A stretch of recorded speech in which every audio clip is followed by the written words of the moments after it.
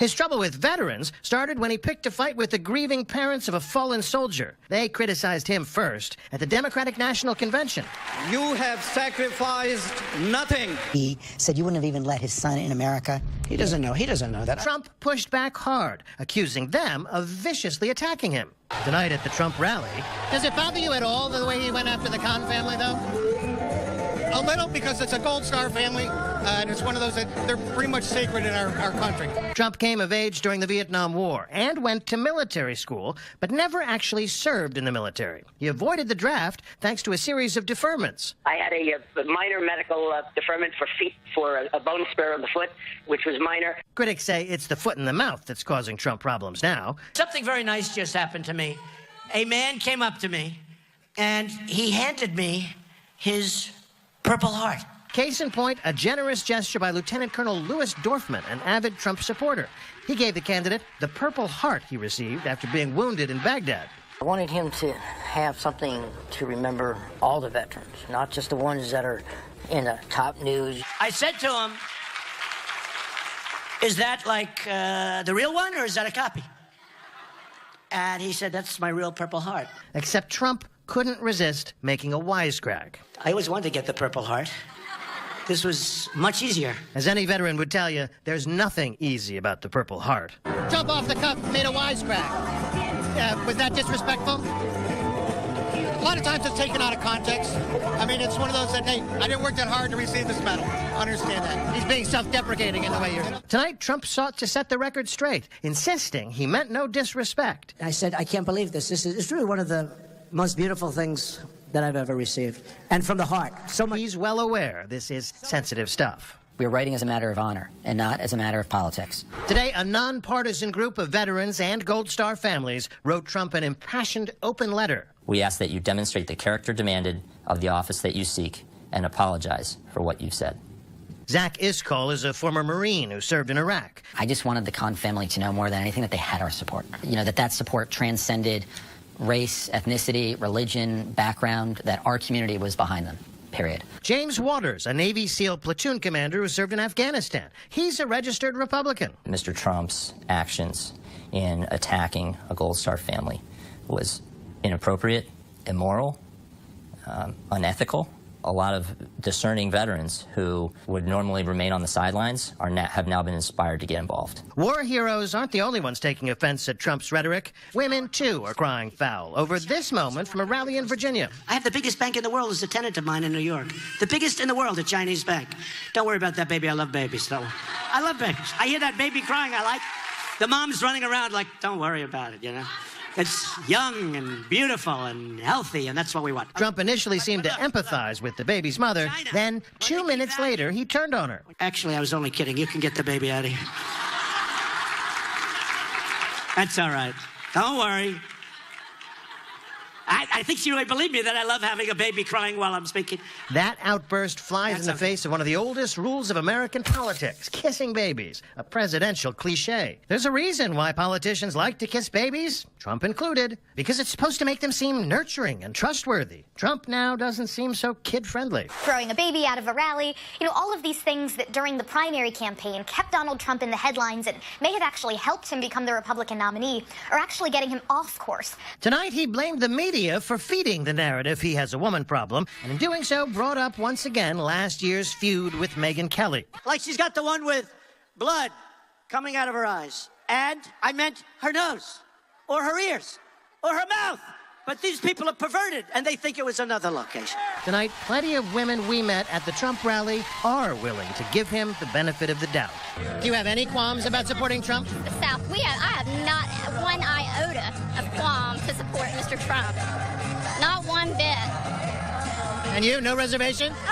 Well, some reservations, because no one is perfect. When he said a couple of months ago that he could stand in Fifth Avenue and shoot someone and his supporters would stay with him, we are getting closer day by day to that actually being a theory that he is testing out. Trump hasn't just been willing to risk alienating veterans and women, he's also picking fights with top Republicans. He says he hasn't yet decided if he'll endorse House Speaker Paul Ryan or Arizona Senator John McCain in their re-election bids. Trump's running mate did endorse Ryan today. Governor Mike Pence told Fox News he did so with Trump's blessing. I believe we need Paul Ryan in leadership in the Congress of the United States. At this point, party leaders tell ABC News they are actively exploring a possible Plan B. For what it's worth, There's no real clear replacement for Trump waiting in the wings. like it or not, they're stuck with him. I'm David Wright for Nightline in Jacksonville, Florida. Up next, not exactly your parents' dragon, Pete's dragon, reimagining a magical friendship between a boy and his dragon. And later, Britney Spears can say, oops, I did it again. Again, the pop star has a new album coming out and was ready to share the news bright and early, waking up Jimmy Kimmel.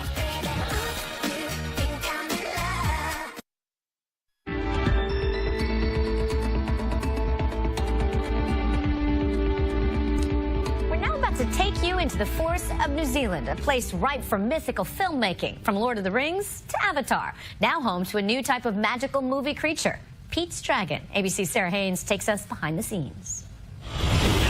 There's something magical in these woods. Elliot. And it isn't just a mystical dragon named Elliot. Oh, yeah, Elliot and I are very good friends. Yeah, we have really good chemistry. Here on the set of the new film Pete's Dragon, the adult cast willfully suspends disbelief. The dragon isn't always there because he can only work a certain amount of hours per day. He really only likes Pete. He really only lets Pete see him for the most part. In the same way as their much younger co-stars. Have you met Elliot yet? Yes. He's the nicest guy you'll ever meet. Yeah. Really? Nicest dragon I've ever met, yeah. Maybe it's the whimsical story of a friendship between a boy and his dragon. Or perhaps it's the mythical location, because if dragons were real, this is where you'd expect to find them.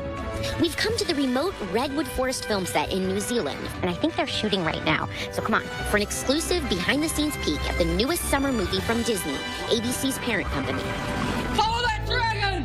Pete's Dragon was shot entirely on location in New Zealand, the island nation's pristine natural landscape and award-winning film industry, making it one of the most desirable filming locations in the world, known for the Hobbit and Lord of the Rings trilogies and James Cameron's Avatar. Wow, I'm out in those woods every day. The cast includes Robert Redford and Bryce Dallas Howard. I have never seen a dragon. But the real stars are Oakes Fegley as Pete, and his best friend, Elliot, who happens to be a giant green magical dragon. Oakes went through weeks of specialized training with a movement coach to convincingly portray an orphan who grows up in the woods. Is that your animal look? That was impressive. You look like my chihuahua. And you had to learn to stay low to the ground. And action, Maya. Yeah, it was a little hard to learn, like, how exactly Pete moves compared to how I move, because there's definitely a difference. But I haven't been out in the forest for 6 years. Are you guys excited to finally see this movie at the end? Because you're only shooting in pieces. I'm so very, very much. Is Elliot a good actor? Yeah, I think he's probably the best actor I've ever met. Is he cute? Yeah, I think he looks cute. If you get him angry, I don't think so. If he starts breathing fire, it's not very cute. Stuff gets weird. And stuff gets real. It's all fun and games until the dragon breathes fire. Yeah. Elliot is the CGI creation of New Zealand's own visual effects powerhouse, Weta Digital. Well, I heard there were times where they'd put a tennis ball on the end of a stick for an actor. That's what's so cool, too, because, the technology in film has just become beyond our wildest dreams, honestly. And this dragon is like nothing anyone has ever seen before. It's a unique dragon, and he's so awesome. Hi, Elliot. If this story sounds familiar, you may remember the 1977 movie by the same name. The original, a sing-along musical that combined live action with an unmistakably cute animated dragon. I look in your eyes and you whisper sweetly. Do you remember the original Pete's Dragon? Yeah, of course, yeah. I think it's one of those early films that parents allowed their children to watch. It was definitely something that I watched a ton when I was a kid. I don't know. Just right in his face. David Lowery directs the new film. Folks, all you gotta do here is run up the bank and disappear. Wait! And set out to completely reimagine the story. We've got this title, and the title says that the character is named Pete, and he has a dragon, so we'll take those 3 facts and run with them and tell a different story. He's blended realism with magic, which is another value, I think, that we've kind of lost in our culture. Well, just because you don't see something doesn't mean it's not there. Well, no, the important one is actually the one above, because that's where she walks through that takes us to the Jeffrey tree. This is Lowery's first big-budget studio film, having made a name for himself